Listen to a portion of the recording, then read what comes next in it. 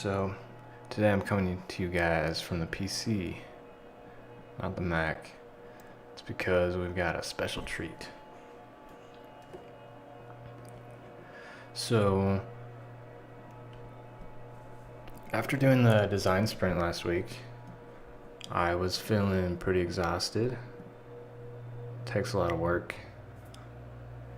I can see how if you're running a design sprint agency, you probably wouldn't want to be running a sprint every week. You'd probably get burnt out. So I took off the weekend and spent it doing some things that I've wanted to do as like a hobby side project for a long time. This is something that's more future, down the road. If you looked at the roadmap, it's not near and immediate, but it's definitely fun to think about, and it's fun to start working on because, well, this is going to have a basis for a lot of design inspiration, and why don't I just get into it? Just gotta shrink my face down here. All right. So what you're looking at is Unreal Engine.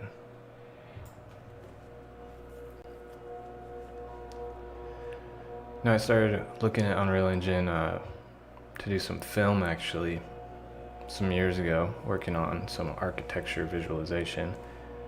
And the interesting thing about Unreal Engine for film to me was the physics and the plants, because plants are difficult enough to create a 3D object of and make it look realistic. That's hard enough within itself, but then animating it to the wind or movements, that's near impossible. I know it can be done very well in certain programs, but the easiest way that I could find was Unreal Engine. And I haven't figured out that part yet, but what I have figured out so far, just over the weekend basically, was getting the VR headset working so that I could be in an environment that I had just created. And using Megascans, Quixel Megascans, to import very realistic looking plant assets mostly. But as you'll see, there's more than that. So as we dig into this virtual world, I will kind of show you what's going on and how this is related to bonsai.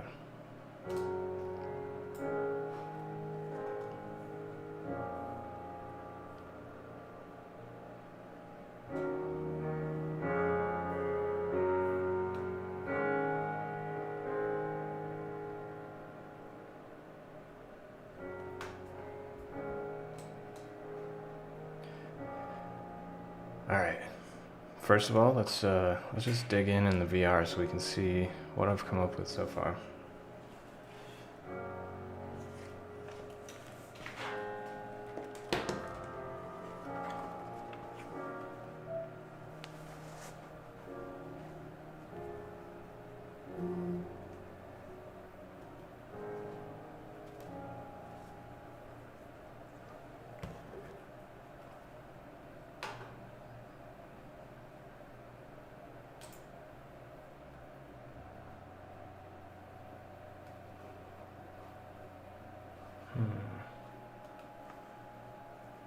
Okay, it's not showing it from Steam, I don't think. Let's change this to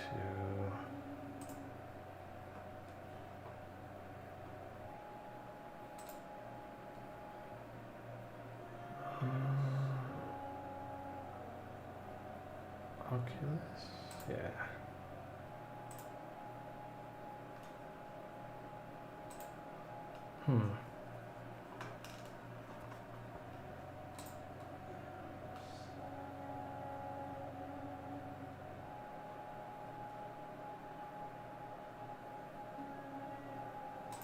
I thought it would be working through Steam.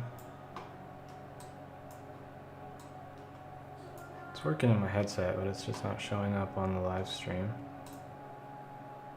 Let's try another type of capture device. Do game capture. Specific window.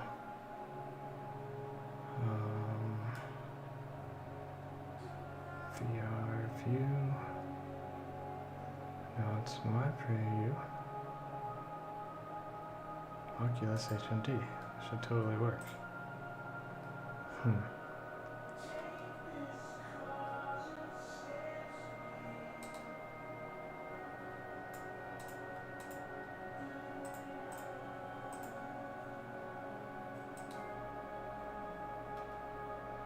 Weird, it's just this tiny little box.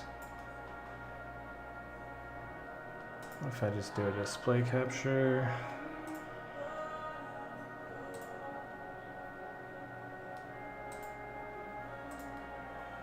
That'll do the trick.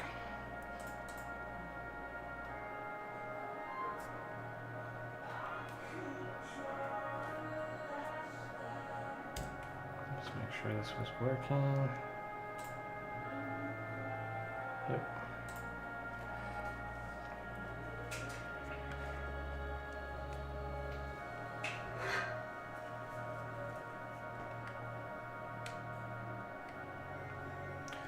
Alright, so this is just some template that Unreal Engine provides.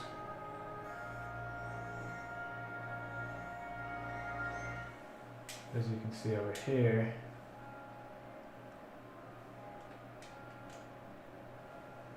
I've got let's see, can I turn towards the microphone? This is Quixel Megascans assets right here.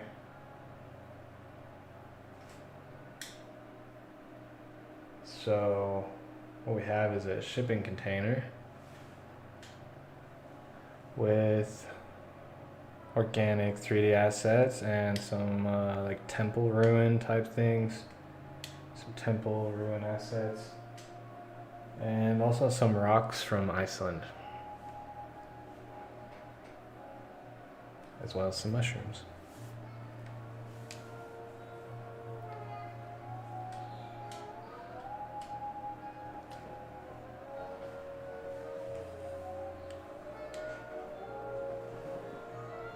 I don't know if I can throw these. Kinda. The physics are a little weird. Yeah, so this is the start of what I would like to be virtual classrooms. I'm thinking, what does the ideal classroom look like if you didn't need to be surrounded by other people? I think it would have a lot of plants and it would be pretty badass. It could be mobile. Shipping containers are mobile. You can put them on a trailer or a ship or fly them. And the organic material would be kind of like a terrarium, so some type of little mini ecosystem that works inside of it.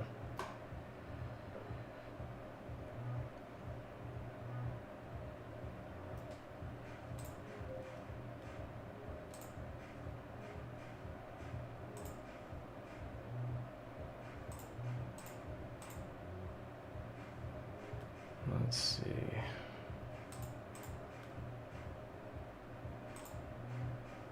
Oh, that is... Huh.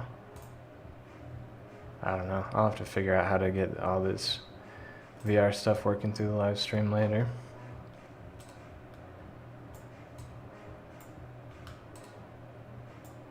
Just figuring this all out on the fly. Anyhow, if I could design my own classroom, that's what I would design. So that's what I'm working on. It's kind of like a side hobby project that could eventually tie into Bonsai, because we're definitely going to be moving into the VR space in the next year to 2 to 3 years. There's going to be some really big advancements in the VR space. COVID and the pandemic has ramped that up a lot, so I think it's coming faster than ever. And yeah, this will be fun because not only can I start to design these spaces, but I can do artwork at the same time. It's kind of like a hobby, being able to just let loose and do some art. And it's a good creative outlet. Also creating useful 3D assets at the same time that will be useful in some type of VR app. And I'm starting to work on that as we speak. There's a friend that I've made from the Future Pro group, and he's already developed something very similar.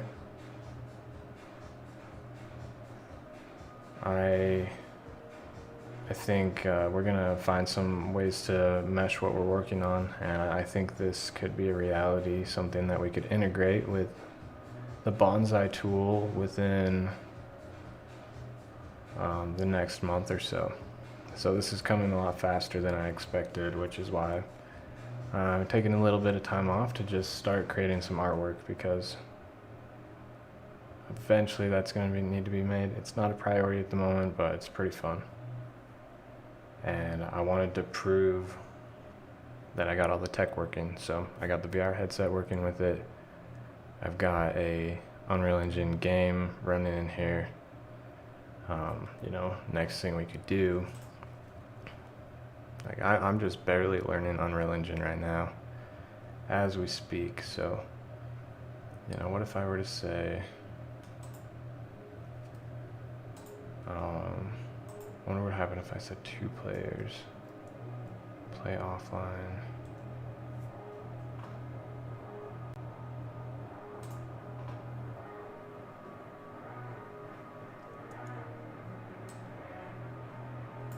Okay.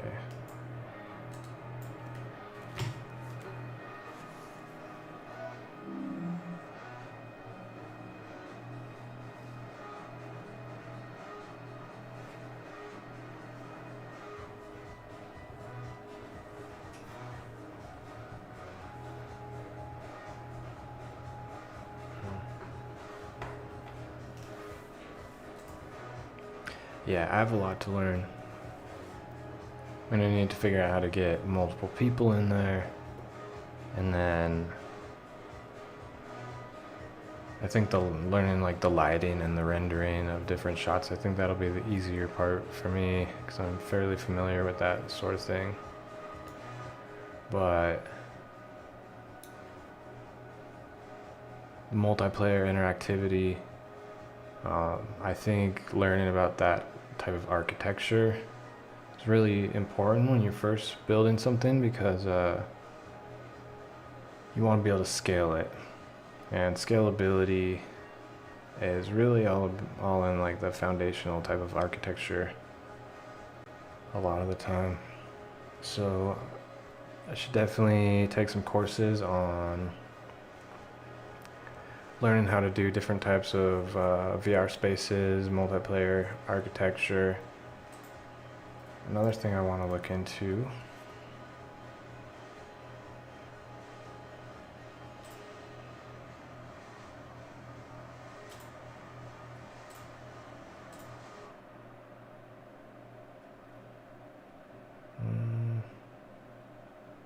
weird.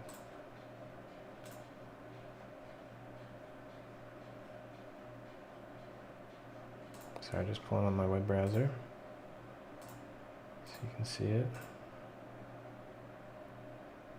It's not pulling up. Yeah, I need to get better at running OBS on Windows. Do the display capture.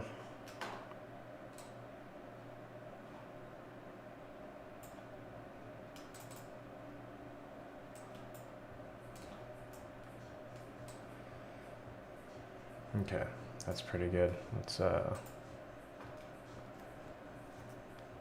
go look at Learn Squared.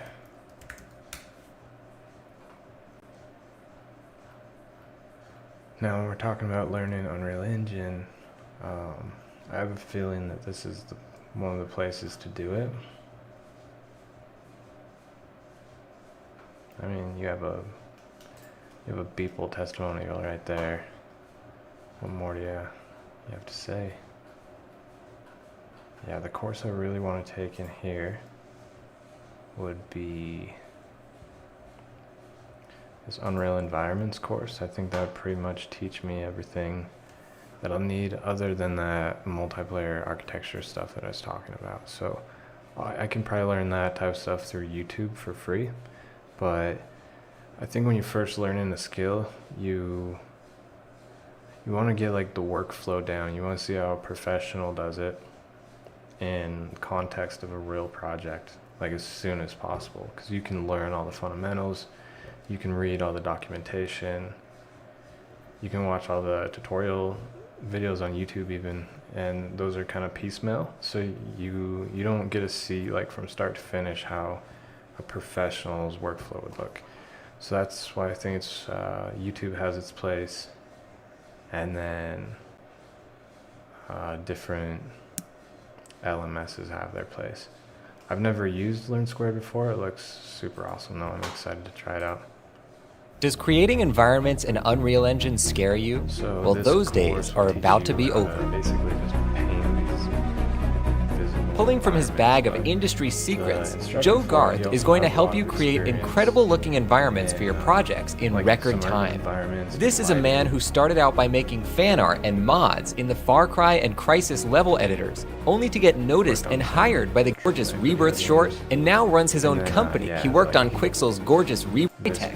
After that, he worked on Quixel's gorgeous Rebirth short, and now runs his own company selling Rebirth short, and now runs his own company selling Unreal Quixel's gorgeous Rebirth short, and now after that, he worked on Quixel's gorgeous Rebirth short, and now runs his own company, gorgeous Rebirth short, and now in the end product. I don't think the technology is quite going to be there to be doing that on like standalone Quest 2. I don't think that technology is quite going to be there for maybe another year or two, but that's why we're going to start developing it right now and get ahead of it, so that by time a standalone VR device has that type of render capability, we'll be ready. Just Rebirth short, and now runs his own company selling Unreal Engine assets. Take it from Joe, dreams really do come true. And if you yourself are trying to break into the industry, you're going to want to listen to everything he has to say. This is really one of the fastest workflows you can get for generating terrain. You're really just painting, but in real time with alpha brushes. So here I'm repositioning the procedural foliage spawner, and I'm constantly just moving it, hitting simulate. Once I've got it in the position that I want, I go in and I tweak and edit the foliage types. This course is all about creativity, so the majority of what you'll learn will utilize powerful pre-made kits and assets to shape your environments. Whether you're working on games, film, concept art, or anything in between, even if you've never opened Unreal before, by the end of these lessons, you'll be able to create something beautiful.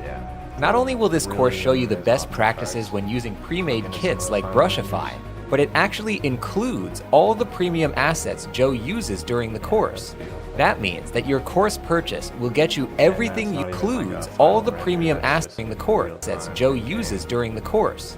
That means that your course purchase all the premium assets Joe uses during the course.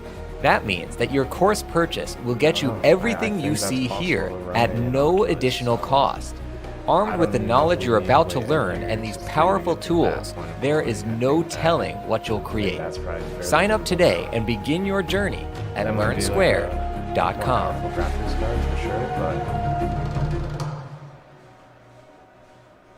I think the Quest 2 actually hasn't tapped into its full graphic ability yet. I think the software is going to start unlocking some more potential. So yeah, over the coming months, I'll probably be stepping back from just doing purely coding to digging into some of this more forward-looking stuff, such as the VR environments, classrooms, as I would probably refer to them. And I haven't really run any of the prototype tests from the design sprint last week that I did, but I have a feeling that I need to do some more work on that prototype to get it to where it actually translates, because there's some ideas in my head that the prototype only represents just like a small sliver, and it's not really being explained very well through the prototype. So I think if I just do maybe another week's worth of work on it, I think I'd be able to get a lot more valuable feedback, because at this point I feel like if I put it in front of people, their feedback is probably going to be exactly what I'm already thinking. But maybe, yeah, I'll push it out to a few people just so I can verify that. But I think it definitely needs some work, and I'm going to start tying this stuff into it as soon as possible. So